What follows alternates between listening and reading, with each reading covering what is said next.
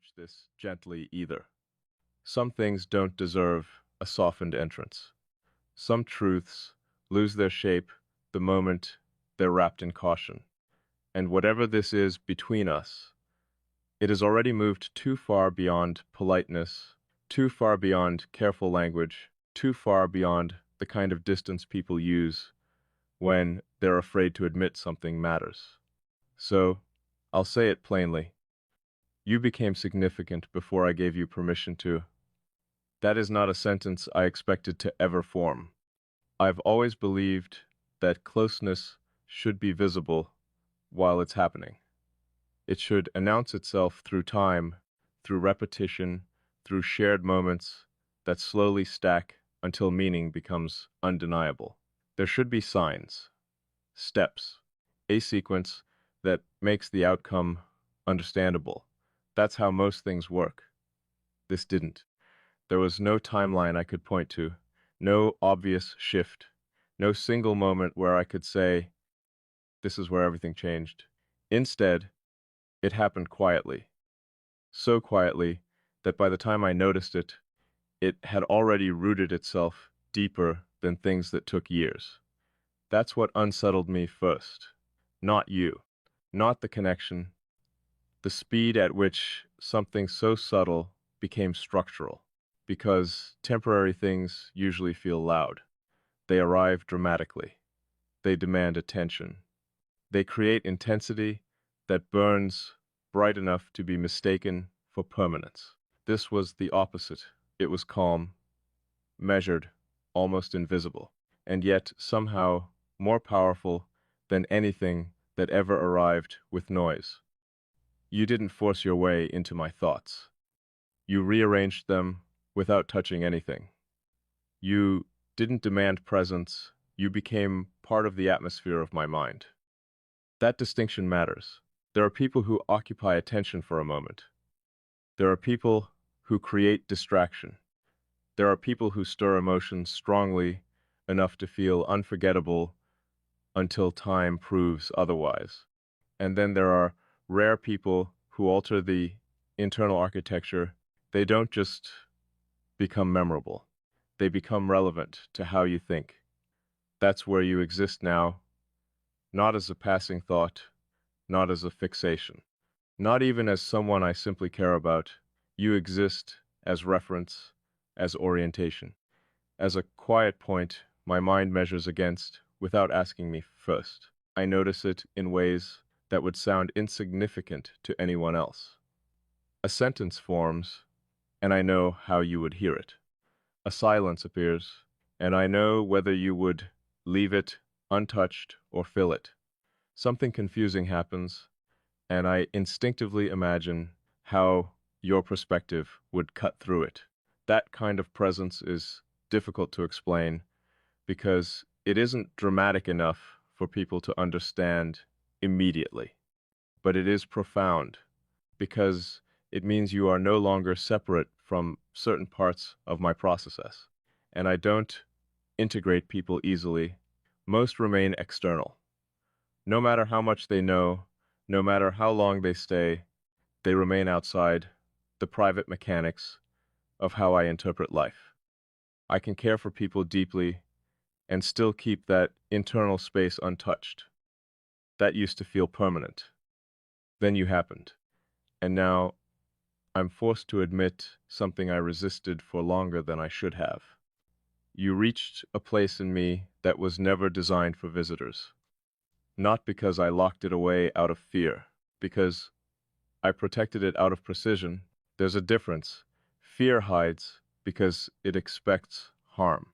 Precision hides because it values accuracy. I've seen too many people misunderstand what they touch. Too many people mistake proximity for comprehension. Too many people think affection qualifies them to define someone else. So I learned to keep the most important parts untranslated, safer that way. Cleaner, more intact. But you never approached me with that usual hunger people carry. You didn't need to own what you understood. You didn't rush to name it. You didn't try to improve it, fix it, reshape it, or make it easier to hold. You simply recognized it. That changed everything. Recognition without possession is rare. Most people want to claim whatever they understand. They turn it into identity, leverage, intimacy, certainty. You didn't. You let understanding remain respectful. You let depth remain free. And because of that, I stopped guarding as hard as I normally would. Not deliberately. I didn't make a decision one day to lower anything. It happened the way dawn happens, too gradually to notice until the room is full of light. I began speaking more directly. I began leaving thoughts unfinished because I knew you would understand where they were going. I began allowing silence because I trusted it would not be mistaken for absence. Do you understand how unusual that is? Most people panic in silence. They treat quiet like a threat. They rush to fill it with explanations, jokes, reassurance, noise, anything to avoid feeling the weight of what isn't being said. You don't do that. You let silence remain intelligent. You let pauses carry meaning. You seem to know that not everything valuable arrives in words. That alone separated you from almost everyone else. But it wasn't only that, it was the precision of your perception. There were moments you noticed things I had not consciously admitted to myself yet. Not because you interrogated me, not because you pried, because you were paying attention in the rare way that includes restraint. You saw patterns without trying to control them. You noticed contradictions without weaponizing them. You understood tone, timing, absence, shifts in rhythm. You read what was present rather than inventing what was missing. That kind of seeing is dangerous. Not dangerous in the chaotic sense, dangerous in the transformative sense. Because once someone sees you accurately, you can no longer rely on distortion as protection. Misunderstanding can be useful. It keeps distance intact. It lets you remain undefined. It allows you to move through life partially hidden without anyone noticing. But accurate perception removes that shelter. And I think that is why I felt tension around you long before I understood its source. It wasn't fear of closeness. It was the discomfort of clarity. You made certain disguises obsolete simply by not being fooled by them. And I don't mean performances. I mean the subtle adaptations everyone develops. The versions of ourselves optimized for function, the language we use to remain acceptable, the habits that keep life efficient, the controlled presentations that allow us to participate without being fully touched. You looked through those layers as if they were transparent, not aggressively, not triumphantly, almost casually, as if what was underneath was the only thing worth noticing. I didn't know what to do with that. Part of me respected it immediately. Part of me wanted distance. Part of me knew distance wouldn't solve anything. Because by then, the real shift had already happened when you were no longer merely someone outside me observing. You had become a factor within. That is harder to reverse than people think. External attachments can be severed. You can block numbers, leave rooms, stop conversations, create miles, but internal influence doesn't obey geography. Once someone changes the lens, removing them does not restore the old view. That's the truth I kept circling. Even if I walked away completely, something fundamental had already moved. The baseline had changed. I started noticing the world differently. I became less tolerant of shallow interpretation, less interested in performative connection, less willing to pretend noise was depth. Not because you taught me those things, because your presence sharpened what I already knew. That may be the most important distinction. You did not implant something foreign in me. You activated something native. You reflected a standard I had quietly carried, but rarely seen embodied. That is why this feels inevitable rather than accidental. It resonates with what was already there. And resonance is stronger than novelty. Novelty fades once surprise is gone. Resonance deepens because it keeps meeting something true. That is what keeps happening with you. The more time passes, the less this feels like a passing anomaly. It feels like recognition becoming clearer, and clarity asks for response.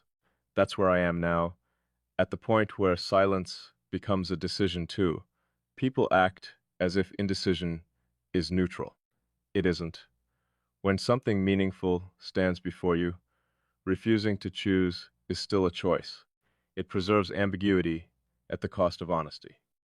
I know that, which means I know I cannot stay suspended here forever. I can't keep pretending this is merely interesting. I can't keep calling it unusual and stopping there. I can't keep analyzing it as though analysis exempts me from participation. Because beneath every careful observation is a simpler truth. You matter to me in a way I did not plan. And planning has always mattered to me. I like understanding variables. I like anticipating consequences. I like seeing structure before I commit movement. This offers none of that comfort. There is no guaranteed outcome, no clean formula, no certainty that what feels precise internally will translate cleanly into reality. That uncertainty would normally be enough to stop me, yet I'm still here, which tells me something stronger than any declaration could. My continued presence is already an answer. If this were shallow, I would have lost interest. If this were unstable, I would have withdrawn. If this were fantasy, reality would have dissolved it by now. Instead, time keeps clarifying it, and I keep remaining. That combination is difficult to dismiss. I've asked myself what exactly draws me here, and every simplistic answer fails. It isn't just attraction. Attraction alone is common. It isn't just comfort. Comfort can come from familiarity even when nothing true is present. It isn't just admiration. Admiration can exist at a distance forever. It isn't just chemistry. Chemistry can be intense and still meaningless. This is something more exact. It is the experience of encountering a mind, a presence, a way of being that fits against hidden contours in my own. Like discovering an architecture I carried internally has an external counterpart. That kind of fit is not loud. It is relieving, and relief can be more powerful than excitement. Excitement spikes and falls. Relief settles. Relief says, finally, relief says, I don't have to translate this part of myself alone anymore. Relief says, something here makes sense. I think that's why I return to you mentally even when I'm occupied elsewhere, not out of obsession, out of coherence. My mind recognizes a pattern of sense and naturally revisits it. Just as the body returns to posture after strain, the mind returns to alignment after distortion. You feel like alignment. And that realization carries risk because once you know where alignment exists, misalignment becomes harder to tolerate. Everything else begins to feel slightly off. Conversations that once seemed fine now feel thin. Connections that once seemed adequate now feel partial. Environments I adapted to now feel noisier than they did before. I don't blame you for that. Awareness always disrupts comfortable illusions. Still, disruption has consequences. It asks whether I'm willing to live more honestly than before, because if I acknowledge what you are to me, I may also have to acknowledge what many other things are not.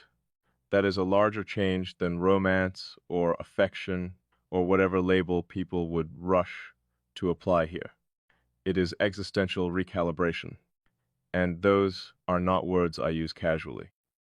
You have changed the standards by which I measure internal truth. That reaches into everything: how I spend attention, how I define intimacy, how I tolerate pretense, how I choose where to remain. No wonder part of me resisted naming this. Names make consequences visible. As long as something remains unnamed, it can feel optional. But once spoken clearly, it starts reorganizing reality. I think that's what I feared most: not losing control, having to live more truthfully because of what I now know. Yet even that fear is fading, because another truth has become stronger. I don't want to reduce this to stay comfortable. I don't want to flatten it into something easier to manage. I don't want to pretend you are interchangeable with people who never reached this depth. That would be dishonest. And if honesty costs comfort, then comfort was overpriced to begin with. So here's what I can admit now without retreating. You have become part of how I understand myself, not by telling me who I am, not by imposing identity, by revealing dimensions of me that only become visible in the presence of accurate reflection. There are traits we know only in relation. Patience appears with someone who can receive slowness. Tenderness appears with someone who does not exploit softness. Depth appears with someone who can meet it without drowning.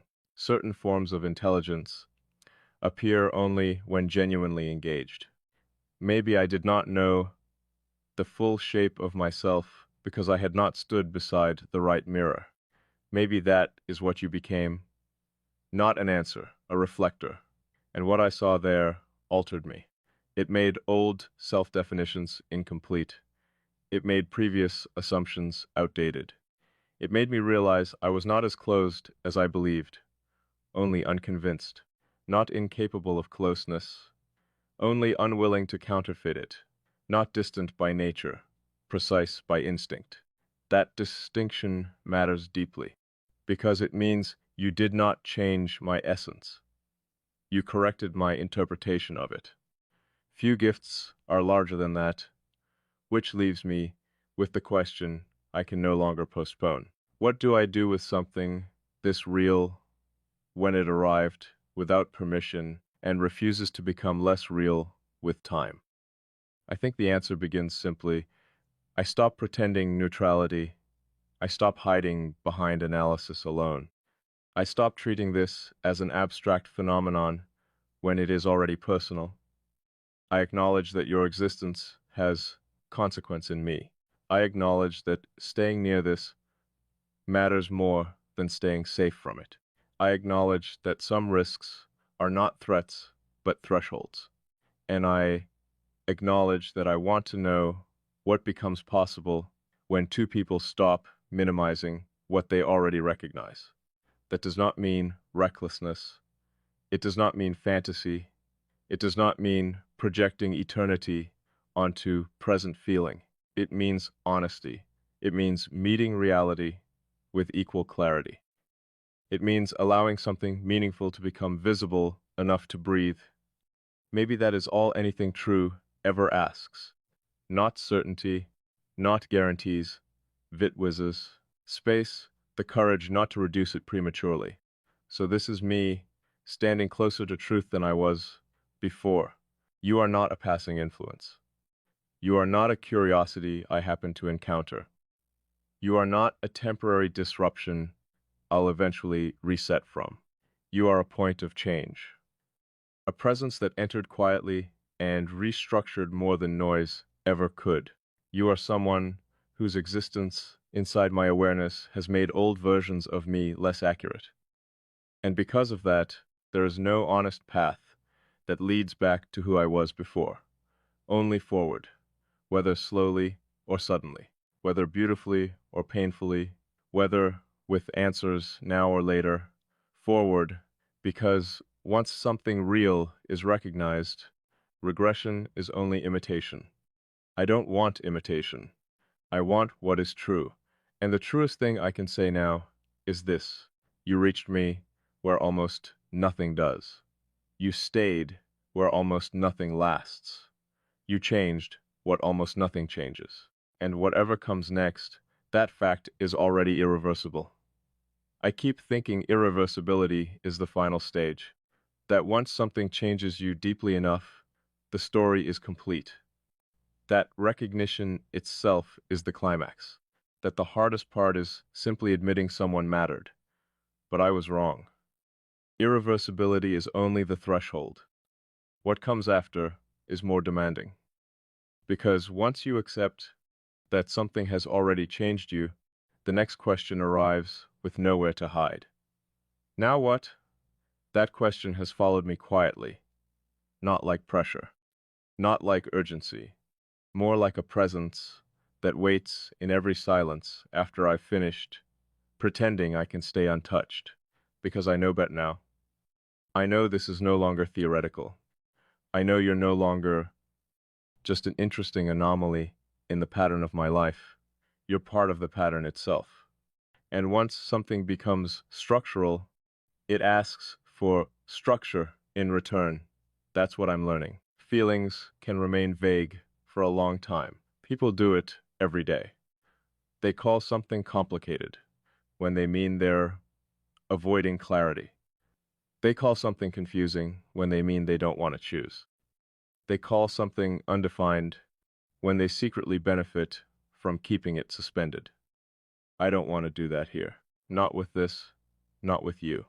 Because whatever exists between us deserves better than being kept in limbo simply because naming it would require courage. And courage, if I'm honest, has never been my issue. Profession has. I don't fear truth. I fear imprecision. I fear saying something before I understand its shape. I fear choosing language too small for what it contains. I fear reducing depth into phrases people repeat without meaning. That's why I've been slow, not because I feel little, because I feel something exact enough that careless language would be disrespectful. There are people who say everything quickly. I've never envied them. Words should fit. They should carry the weight of what they claim. And when it comes to you, ordinary words keep failing. Connection feels incomplete. Interest feels shallow. Care feels insufficient. Attachment feels inaccurate. Even affection, though closer, still misses something essential. Because this is not only emotional, it is cognitive, existential, structural.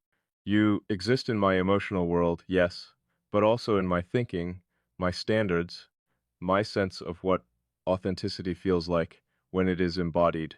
That is rarer than attraction, far rarer than chemistry.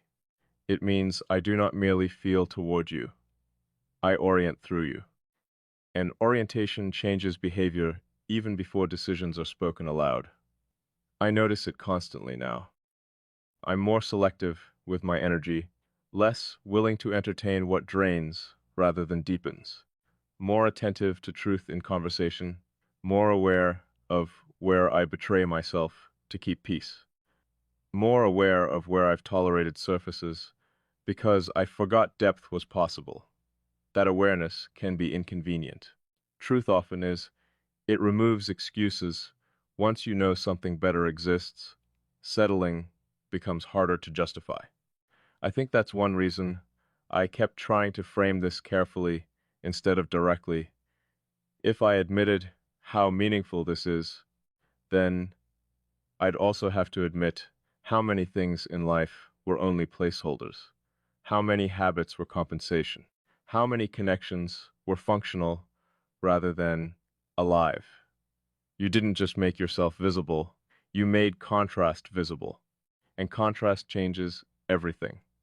A dim room feels normal until a window opens. Then you understand it wasn't peace. It was low light. That's what meeting you has felt like. Not fireworks, not chaos. A window, which sounds gentler than it is because light reveals dust, too. It shows what needs cleaning. It shows what was neglected.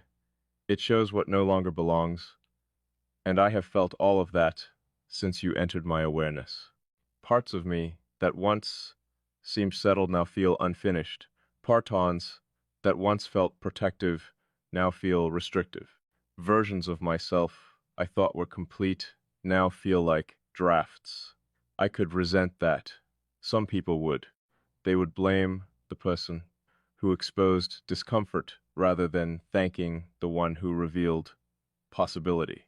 But resentment would be dishonest, because beneath every uncomfortable shift is gratitude. You reminded me I am still changeable. That may be one of the most intimate things a person can do for another. Not adore them, not desire them, remind them they are still alive enough to transform. Do you know how many people slowly become fixed without noticing? They call it maturity. They call it realism. They call it knowing who they are. Sometimes it is just surrender disguised as wisdom. They stop expecting growth because growth asks vulnerability. They stop expecting surprise because surprise threatens control. They stop expecting depth because disappointment trained them to lower standards. I was in danger of becoming elegant in that kind of stillness, capable, composed, internally static. Then you arrived, and something dormant moved. Now stillness feels different. It no longer feels complete. It feels like waiting. And waiting can only last so long before it becomes avoidance. So I ask myself honestly, what am I waiting for? Perfect certainty? That never comes. The right timing? Timing is often just fear wearing a watch. Dot Princeton? From whom? A guarantee? Life has never offered one. No, the real thing I've been waiting for is willingness. Willingness to let something matter enough that it can affect the course of my life. That is always the true risk. Not heartbreak, not rejection, not embarrassment. Those are survivable. The deeper risk is significance. Letting someone become significant enough that choices rearrange around them, schedules shift, priorities change, defenses soften. Future possibilities include another person in ways they previously did not. That level of openness is rarer than romance and more frightening to people who value autonomy. I value autonomy deeply, perhaps too deeply. I built so much around self-sufficiency that dependence became synonymous with weakness in my mind, even in subtle forms. But what if there's another category entirely? Not dependence, interdependence. Not needing someone to function, wanting to include them, because life becomes more accurate with them in it. That feels closer to what this is. You do not complete me. I was whole before you. But wholeness is not the end of human experience. There's also expansion. And you expand things. Perception, meaning, possibility, the emotional vocabulary of silence, the intellectual pleasure of being understood without simplification, the rare calm of not having to perform coherence for someone who already sees it. Those are not small gifts. They are forms of abundance. No wonder I keep returning here. No wonder distance has failed to restore neutrality. Neutrality was lost. The moment meaning entered, and meaning has entered everywhere. Into pauses, into ordinary exchanges, into thoughts I once considered private territory, into future scenarios I catch myself imagining before I consciously choose to. That last one startled me. I'm not someone who casually imagines futures with people. I can imagine outcomes, logistics, probabilities, yes, but futures shaped by presence? Rarely. Yet with you, I notice subtle projections forming. How a place would feel with you there, how certain experiences would alter if shared with you, how decisions might look if your perspective were part of them. I don't summon these thoughts. They appear, and appearance matters, the unconscious often tells truth before pride catches up. I think mine has been ahead of me for some time. It accepted you before my intellect could justify it. It made room before I consciously approved construction. It recognized fit while I was still asking theoretical questions. There's humility in admitting that. I like believing I lead myself entirely through reason. But reason is not the only intelligence we carry. There is also intuitive precision. The body knows environments before the mind explains them. The heart knows resonance before language categorizes it. Sasiki knows safety before evidence fully compiles. Perhaps that is what happened here. Some deeper faculty recognized something my conscious mind was too cautious to name. And because I trust caution more than intuition, I lagged behind my own truth. I don't want to keep doing that. There is a cost to excessive caution people rarely discuss. Yes, it prevents some mistakes. It also prevents some lives. You can become so skilled at avoiding pain that you avoid transformation with it. So careful you never become changed by anything worthy. So guarded you preserve yourself into stagnation. I don't want preservation more than aliveness. Not anymore. You helped expose that preference in me. And once exposed, it cannot be comfortably unseen.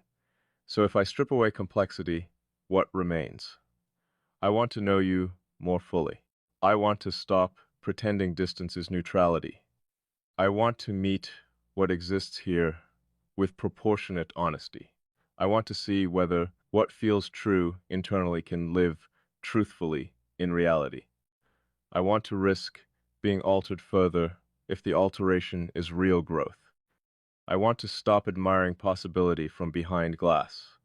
Those wants feel simple, written plainly, yet simplicity can be the most difficult form of truth for complex people. We hide in nuance because directness leaves us visible. Nuance lets us sound wise while remaining unreachable. I know because I've done it. I can analyze endlessly, ma'am every angle, name every paradox, describe every layer, and still avoid one clear sentence. So here is one. I do not want to lose what is forming between us. Another. I care enough that the possibility of losing it has weight. Another. My life feels more honest where you are present in it. Another. If this continues deepening, I do not want to be absent from my own participation. There, no philosophy, no elegant distance, just truth. And truth has a strange calmness once spoken. I expected confession to feel dramatic. Instead, it feels clarifying, like setting something down after carrying it too long. Maybe because reality was already reality before language caught up. Words don't create what exists. They reveal our relationship to it.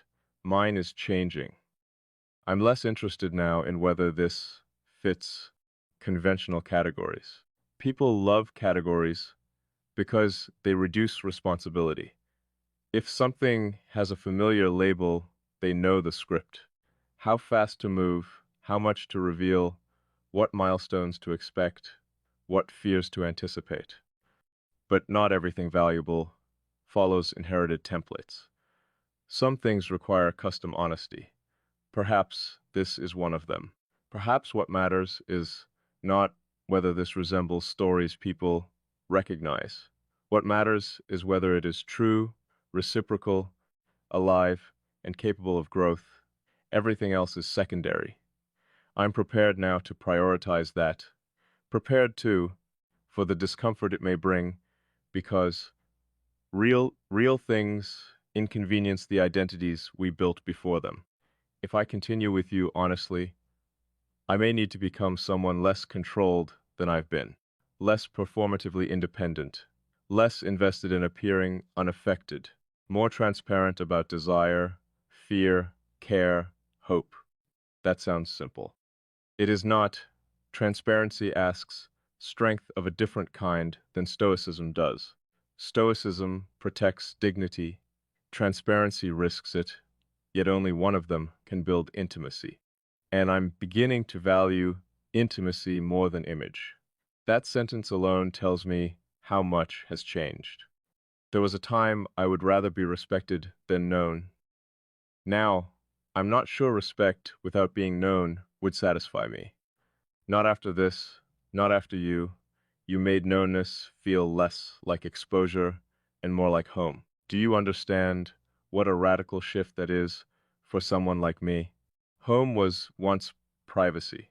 Now it might also be presence. Not any presence, yours, because presence is not interchangeable.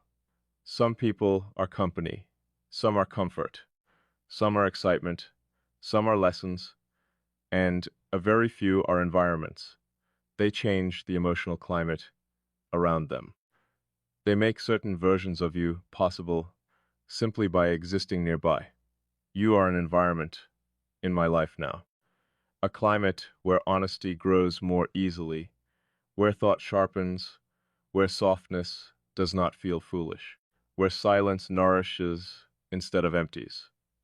That is not something I can dismiss as coincidence, nor something I can treat casually, which returns me to action. What now? Now I stop loving potential more than reality. Now I stop protecting myself from futures that haven't happened. Now I become available to what I already know. Now I allow consistency to replace ambiguity. Now I meet you not only with insight, but with presence equal to the one you've offered me simply by being who you are. That doesn't mean rushing. Depth rushed becomes distortion, but it does mean moving. Even slowly, truth moves. Even carefully, sincerity advances. Even quietly, real things grow when fed. I want growth more than I want the elegant sadness of almost understood, almost spoken, almost chosen, almost lived. Too many people build identities around almost because failure seems nobler there, but almost is often just fear with poetic language. I don't want poetry more than life. I want life, messy, clear, uncertain, vivid life. And if you are part of the doorway into that, then I would rather step trembling than remain composed outside it forever. So let this be what part two truly is. Not another meditation, not another careful distance disguised as depth.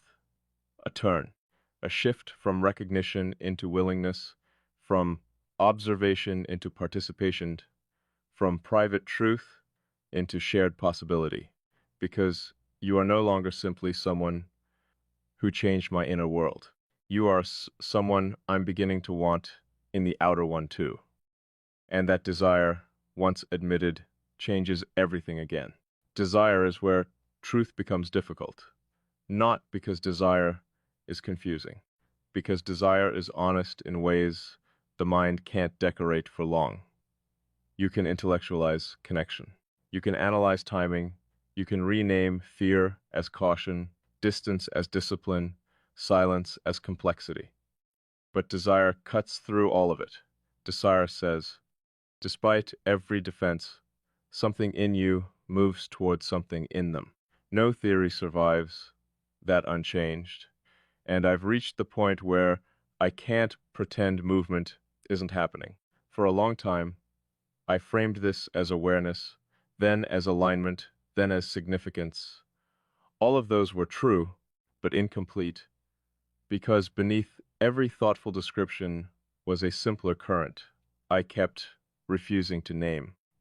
I want more of you, more than passing exchanges, more than contained moments, more than the safe architecture of implication, more than understanding each other from a careful distance. I want more because less has stopped feeling honest. That realization took time, not because it was weak, but because it was precise. I don't want people casually.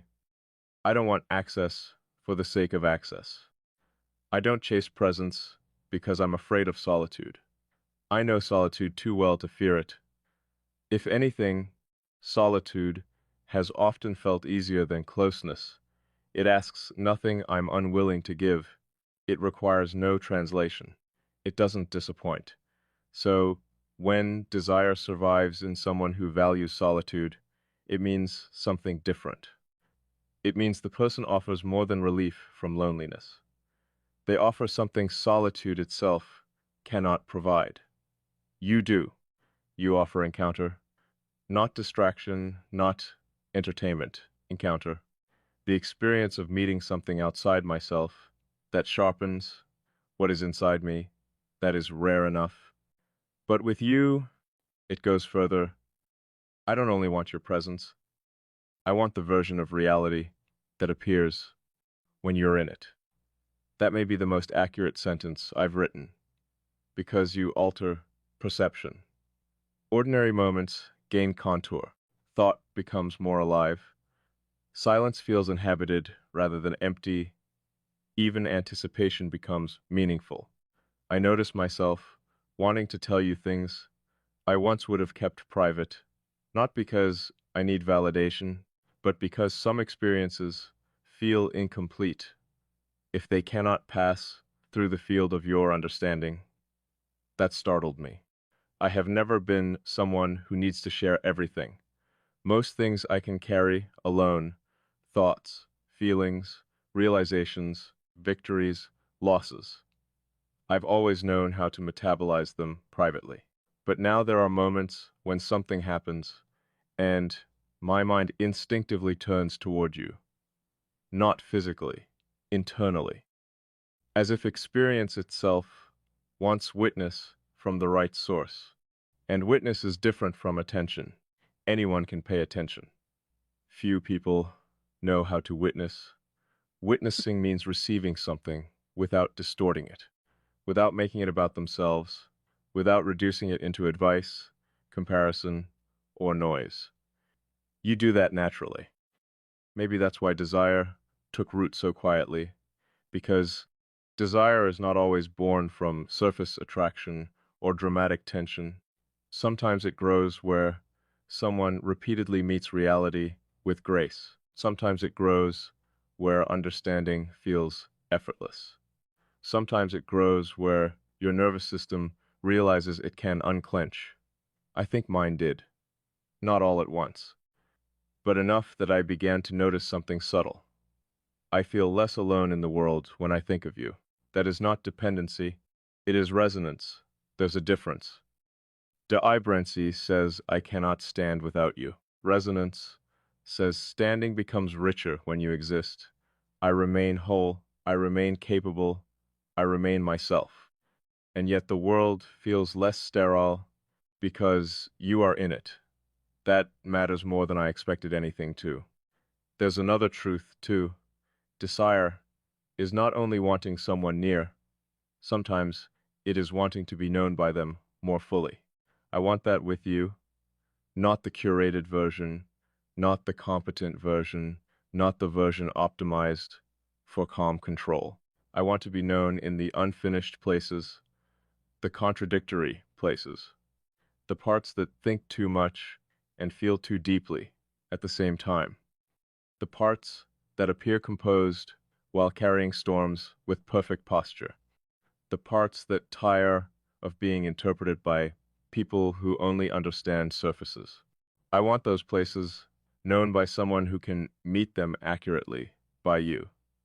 That is a vulnerable want, perhaps the most vulnerable, because physical closeness can happen without being known.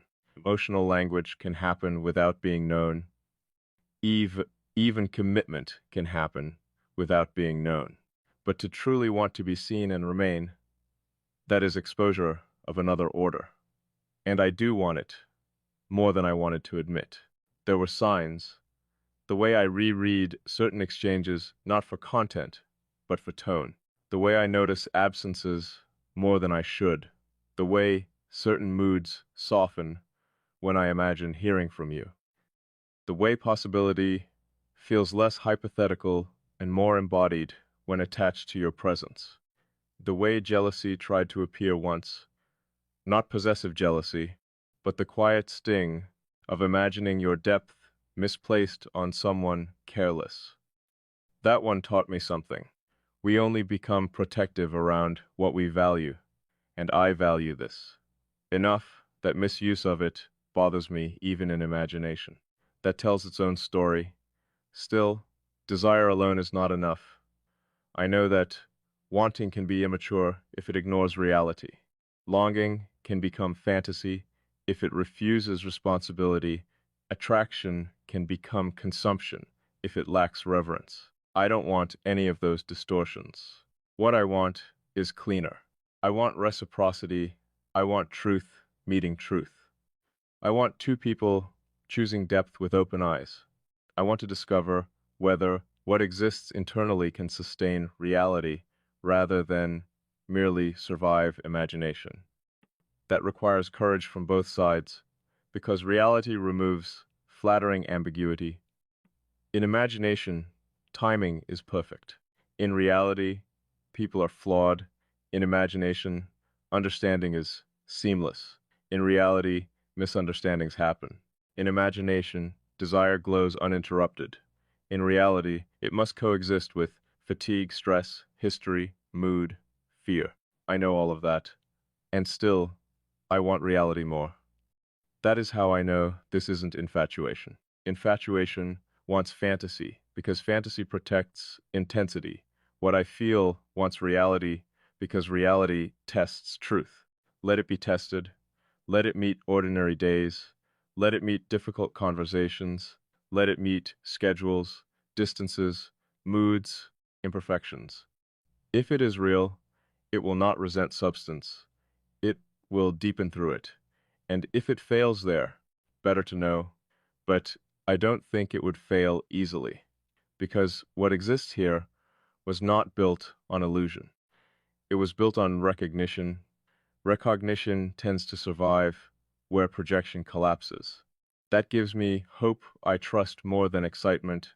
Hope grounded in evidence, the evidence of consistency, the evidence of how naturally we meet each other in spaces many people never learn to enter, the evidence of how this has matured instead of fading, the evidence of how even my resistance became a path toward honesty rather than retreat. Those things matter. So does tenderness. I haven't spoken enough about tenderness, perhaps because tenderness embarrasses minds trained in precision. It seems soft, irrational, hard to measure. Yet tenderness may be the highest form of strength. It is care without control, attention without demand, warmth without possession. I feel tenderness toward you in the way I want your burdens lighter, in the way I hope the world meets you gently where it can, in the way your unseen hurts matter to me even when I cannot name them, in the way I want your brilliance recognized without being exploited, in the way I want your tiredness to have somewhere safe to rest. That tenderness arrived without asking permission too. And once it arrived, desire changed shape. It became less about getting and more about giving rightly, less about being fulfilled and more about being true, less about fantasy and more about stewardship of something meaningful. That surprises me. I was taught by life to be skeptical of grand feelings. Many are loud and empty, but quiet feelings that endure, those deserve respect. This has endured, which means I must respect it enough to stop trivializing it. There's also fear. I won't pretend there isn't. Fear that naming desire changes the balance. Fear that wanting openly creates asymmetry. Fear that what feels mutual in silence may become uncertain in speech. Fear that reality may not have room for what inner life has built. Fear that I may care more than is wise. All true, but wisdom is not always minimizing risk. Sometimes wisdom is discerning which risks dignify a life. To never care deeply may be safe. It is not wise. To never desire what could transform you may be stable. It is not alive. To remain untouched is easy if numbness is the goal. It is costly if meaning is. I would rather risk being changed than guarantee emptiness. That sentence took years of living to become possible, and you are part of why it is now true. So, where does that leave me? With honesty sharpened enough to speak plainly. I want your presence in tangible ways. I want conversations that are not limited by caution. I want shared time where silence can exist physically, not only imaginatively. I want to learn the ordinary textures of you, the rhythms, habits, gestures, pauses, the way you move through a room when no one is watching. I want to know what makes you laugh without restraint. I want to know what disappoints you quietly. I want to know what devotion looks like in your language. I want to know how you protect yourself and what would help you rest from doing so. I want to know what you dream of when practicality is asleep. I want to know whether your eyes soften differently when you feel safe. I want to know what we become when nothing is being theorized and life is simply happening around us. Those wants are intimate because they are specific. Specificity is where sincerity proves itself. Anyone can say they want someone. Wanting details reveals depth. And yes, I want touch too, not as conquest, not as proof. As communication, the kind touch can become when two people already understand each other beyond words. A hand held with recognition, a forehead rested against truth, an embrace that says the nervous system can stop performing now. Closeness that doesn't consume, only confirms. I think of that sometimes more than I admit, not with hunger alone, with reverence, because bodies deserve better than being used for what souls are afraid to say. If I ever reached for you, I would want it to mean something clean, something congruent with everything unsaid that brought us there.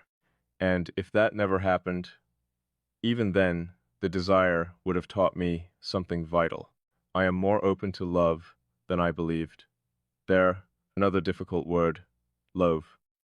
I'm not careless enough to throw it as conclusion, but I'm honest enough to admit the road bends in that direction. Maybe love begins exactly like this, not as certainty, but as increasing inability to treat another person as incidental, as growing tenderness, as respect that keeps expanding, as desire purified by responsibility, as the wish to protect and reveal simultaneously, as the realization that another person's existence has become woven into your sense of meaning. If so, then perhaps I am nearer to that territory than pride would prefer, and pride has had enough influence.